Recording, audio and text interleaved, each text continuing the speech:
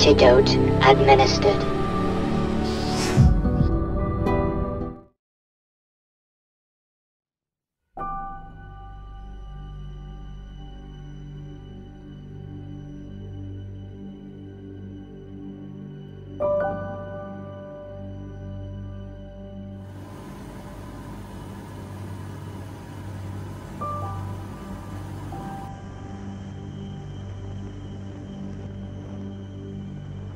في عام 2018 اقترب علماء المحيطات بقدر استطاعتهم من حل لغز واحدة من أكثر الحالات الشاذة غموضاً.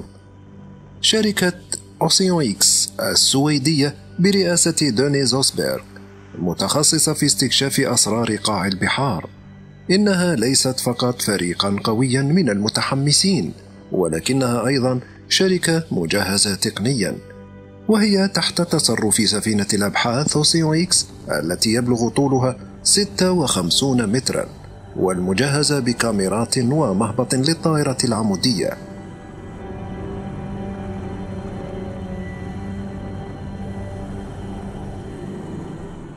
كانوا أول من التقط حبارا عملاقا ودرسوا حفرا ضخمة في أعماق المحيطات، واستعادوا حطام طائرة إيرباص A330 التي تحطمت في عام 2009 في قاع المحيط الأطلسي، واختبروا نموذجا أوليا لطائرة بدون طيار من أعماق أوريفيوس التي طورها معهد وودز هول وناسا. بناء على نصيحة زميل روسي، اكتشفوا في عام 2015 في المياه الإقليمية للسويد حطام الغواصة الروسية سوم التي غرقت قبل 100 عام. في عام 2010 عثر السويديون على جسم غير عادي في بحر البلطيق على عمق 87 مترا، بدت وكأنها سفينة فضاء، كما لو كانت قادمة من مسرح حرب النجوم. كانت السمة الرئيسية للسفينة هي غرفة التحميل، وهي منصة عملاقة ذات مدرج يبدو الغواصون في مقابلها مثل الأسماك الصغيرة.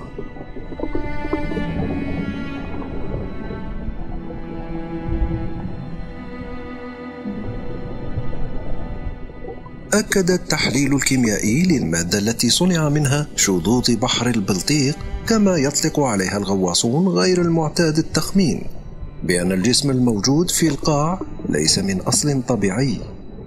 سمحت الصور الأولى التي تم التقاطها في العمق للعلماء بفحص جسم قادم من قاع البحر بالتفصيل.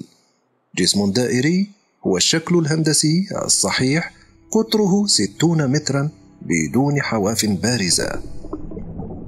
قال الجيولوجي ستيف وينر من فريق أوسيون إكس بعد إجراء الدراسات ذات الصلة: نسخ الأصل الطبيعي لشذوذ بحر البلطيق هي من معادن غير موجودة في الطبيعة. لم يهدأ الصحفيون والمؤرخون البديلون، وسرعان ما ظهرت معلومات تفيد بوجود غواصة نازية في قاع بحر البلطيق من التجارب السرية للرايخ الثالث.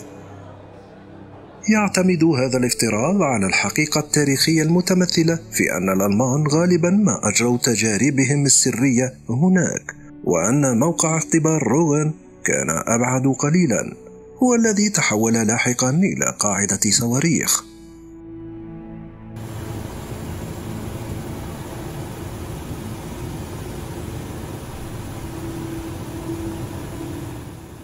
كان رد فعل المجتمع العلمي مشكوك فيه على كل هذه الفرضيات، وأشاروا إلى أن صور الشيء تم التقاطها بجودة رديئة، وأن الخيال البشري في مثل هذه الحالات يحب أن ينهي ما لم يكن ولم يكن.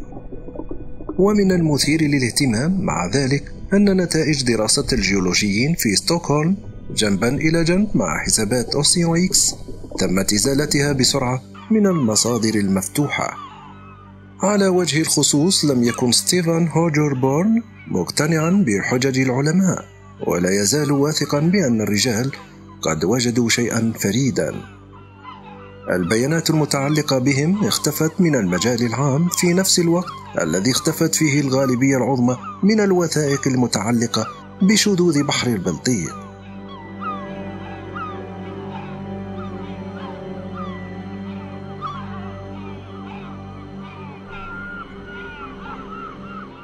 أيضا ادعى الغواصون أنه كان من المستحيل التقاط صور عالية الجودة بالقرب من الجسم.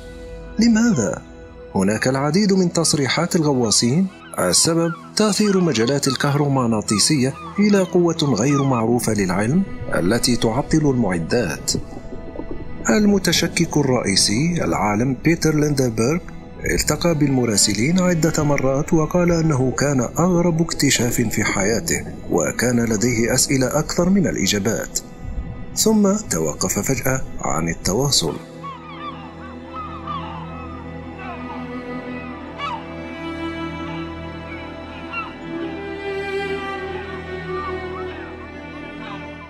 علم الصحفيون منه أن جميع الهواتف والأجهزة الكهربائية الأخرى داخل دائرة نصف قطرها 25 مترا حول الاكتشاف قد توقفت عن العمل. لمدة شهر تقريبا بعد غمرهم في المياه، عانى جميع أفراد الطاقم من الصداع النصفي والحمى كما لو تم تسخينهم في ميكروويف عملاق. حتى الآن لا يوجد تفسير لهذه الغرابة. من ولماذا قد أعطي الأمر لإجهاض هذه المهمة والمضي قدما للبحث عن أشياء أخرى؟ هناك عدد كاف منهم في قاع بحر البلطيق، هذا صحيح، لكن يبدو أن أحدا حاول إنهاء هذه القصة بالقوة.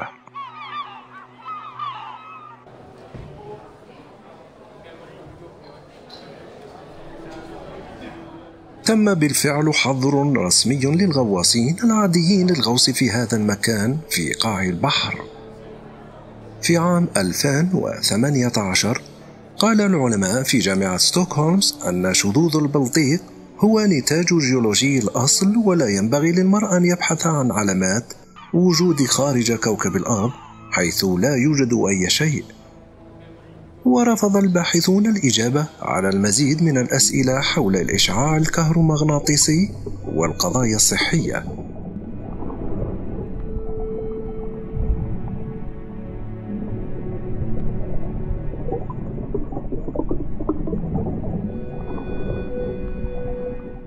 هل فهمت الآن لماذا هذه القصص تنتهي بدون تفسير؟